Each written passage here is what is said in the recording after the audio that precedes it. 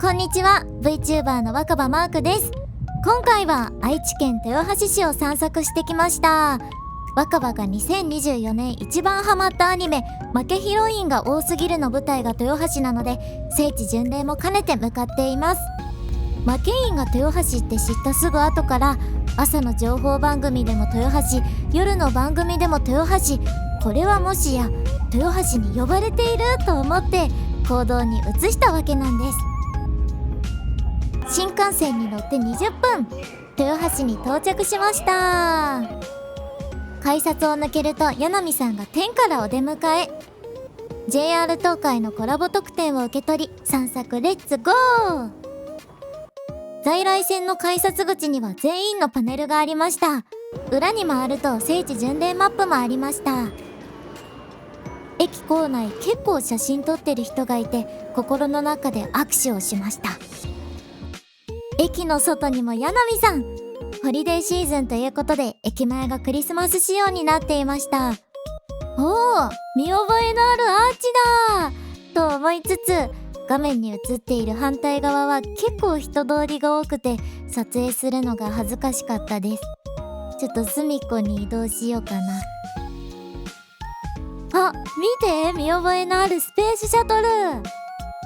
今閉店していますが、パチンコ屋さんだったそうです。街のシンボルですね。そして豊橋には路面電車が走っているんですよね。今回は乗らなかったんですけど、乗ったことがないので乗ってみたいなと思いました。全国17都市19路線でしか運行されていないらしいです。降りたい階段が見つからず迷子になってたら、可愛いモニュメントを見つけました。降りたかった階段を見つけました。ここも作中に出てきたところだと思います。まだ開いてなかったんですが、広場ではクリスマスマーケットが開催されていました。見て、ブラックサンダーの路面電車に遭遇。大好きだから大興奮でした。はい、常盤通りに来ました。大きいフラッグが飾られていました。居酒屋さんが多い印象で、昼間は割と静かな感じでした。本当はここで豊橋カレーうどんを食べるつもりだったんですけど、お店がやってなかったので一旦次の目的地に移動しようと思います。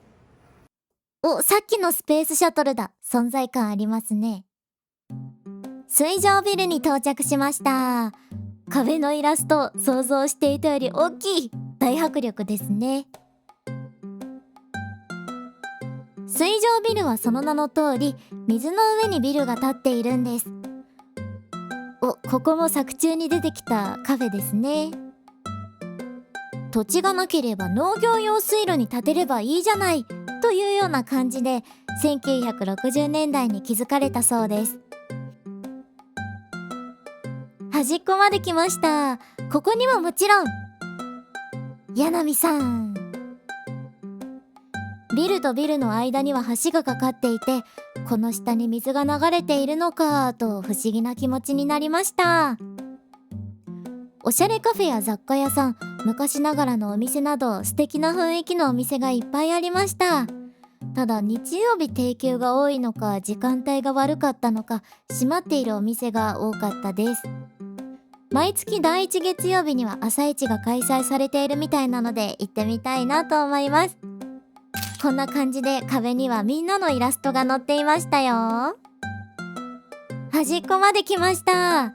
せっかくだから水が流れるところも見たいなって思ったんですけど、想像していたより遠そうだったので諦めました。さあ、カレーうどん探しに出発。この日は結構風が強くて寒かったです。道中でラッパ飲みする銅像を発見しました。いいね。これはどこが仲良しなんだろうか。カレーうどん屋さんは見つからず、次の目的地が見えてきてしまいました。見て見て、もうすぐです。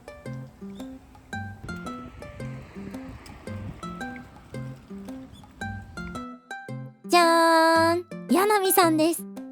ここは豊橋市役所です。市民でもないのに市役所に来るとは思わなかったですね。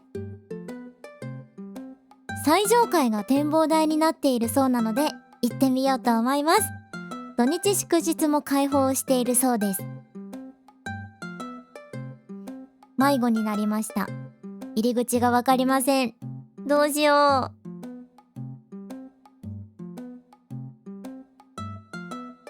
う。もう公園に来ちゃったよ。このまま帰ろうかなと思ったら、何やら吸い寄せられている。なんだ、レストランの看板だ。これはもしや。入れました。おー、綺麗。緑の部分と街の部分がちょうどいい具合で、さすが住みやすさランキング上位ですね。こっからだとすごい天気がよく見える。寒かったんだけどね。ここにもマケインコーナーがありました。さ、お腹ペコペコなので次こそカレーうどんを食べに向かいます。道中ですごく雰囲気のいい銭湯を見つけました。いいね。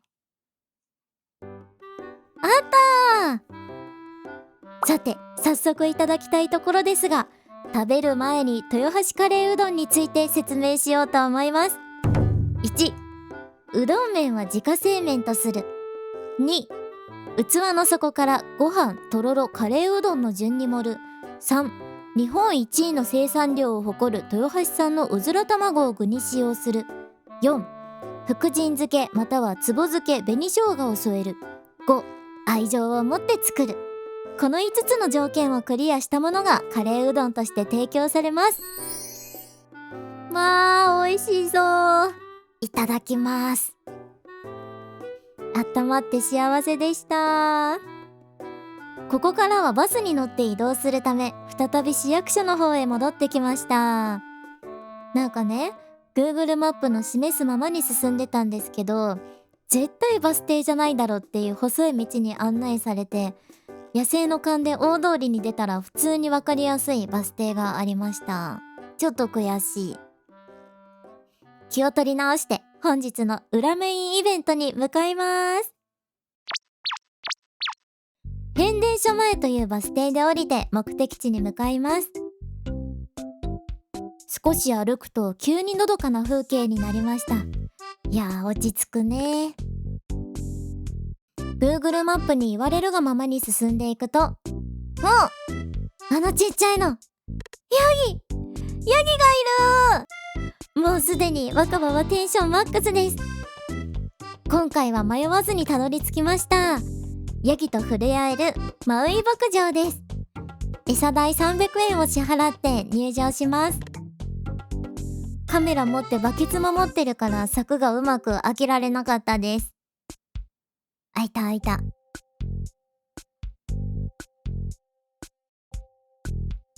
まあかわいい。待って、めっちゃ強引に食べてくる。餌を持っているとヤギたちがゾロゾロと近寄ってきます。はい、どうぞ。いっぱいお食べ。まだまだたくさんあるからね、キャベツ。最近高騰してるキャベツですよ、皆さん。奥のね、小さい子にあげたいんだけど、なかなかあげられないです。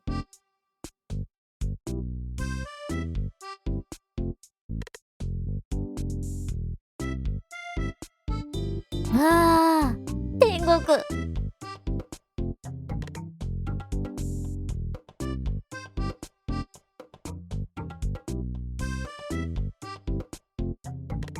今は50頭くらいのヤギさんたちが暮らしているそうです。赤ちゃんはぼちぼちだなとおっしゃってたので、春頃になったら生まれているのかな。若葉は犬の次にヤギが大好きなので、もうここで暮らしたいなって思いました。もうないよ。もうなくなっちゃったよ。ちなみに餌がないとわかると一気にモテなくなります。人間に全く警戒心がなくて黙々と草を食べているところを間近で見られるのも最高すぎますね。見て見て、ヤギ目線だよ。